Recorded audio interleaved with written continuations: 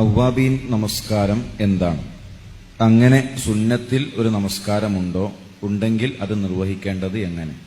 സ്വലാത്തുൽ അവ്വാബീൻ എന്ന് പറഞ്ഞാൽ അത് പ്രത്യേകം ഒരു വേറിട്ട നിസ്കാരമാണ് എന്ന നിലക്ക് പലരും മനസ്സിലാക്കി വെച്ചിട്ടുണ്ട്. ഈ സുന്നത്ത് നമസ്കാരത്തിൽ ചില ആളുകളെ സംബന്ധിച്ചിടത്തോളം തീരെ കണിശതയില്ല, മറ്റു ചിലർക്ക് വളരെ കണിശമാണ്.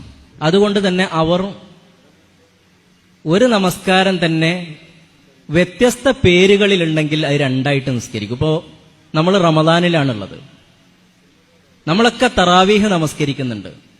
എന്നാൽ കൃത്യമായി തഹജ്ജുദ് ദിവസങ്ങൾ ഒരു കൊല്ലത്തിൽ എല്ലാ ദിവസവും നമസ്കരിച്ചു വരുന്ന ആളുകളുണ്ട്. അവർക്ക് തഹജ്ജുദ് നമസ്കരിക്കാതിരിക്കുക എന്നുള്ളത് വളരെ പ്രയാസമാണ്. അതുകൊണ്ട് അവര് തറാവീഹും നമസ്കരിക്കും, തഹജ്ജുദും നിസ്കരിക്കും. സത്യത്തിൽ തറാവീഹ്, തഹജ്ജുദ്, വിത്ർ, ഖിയാമു റമളാൻ എന്നൊക്കെ പറയുന്നത് ഒറ്റ നമസ്കാരമാണ്.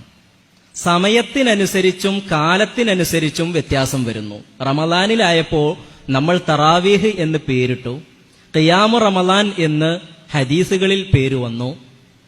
ആ നമസ്കാരം തന്നെയാണ് അതിന്റെ അവസാനത്തെ റക്അത്ത് ഒറ്റയായിട്ട് അവസാനിപ്പിക്കുകയാണ് എന്നതുകൊണ്ട് വിത്ർ എന്നതിന് പേര് വന്നത്.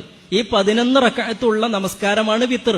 നമ്മളൊക്കെ ആ ഒറ്റ നിസ്കാരത്തിന് മാത്രം, ഒറ്റ റക്അത്തിന് മാത്രം വിത്ർ എന്ന് പറയാറുള്ളൂ. പക്ഷെ ഈ നമസ്കാരം ഒന്നിച്ചുള്ളതാണ് വിത്ർ.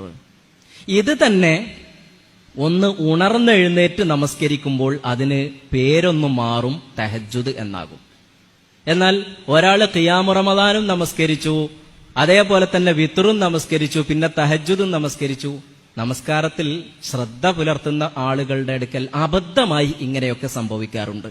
ഇതൊരിക്കലും വേണ്ടതില്ല, ചെയ്യേണ്ടതുമല്ല. ഇതേപോലെ തന്നെയാണ് ഈ പറഞ്ഞ സ്വലാത്തുൽ അവ്വാബീൻ എന്ന് പറയുന്നത്. അത് ളുഹാ നമസ്കാരം അതിന്റെ ആദ്യ സന്ദർഭത്തിൽ നിർവഹിക്കുന്നതിനാണ് സ്വലാത്തുൽ അവ്വാബീൻ എന്ന് പറയുന്നത്.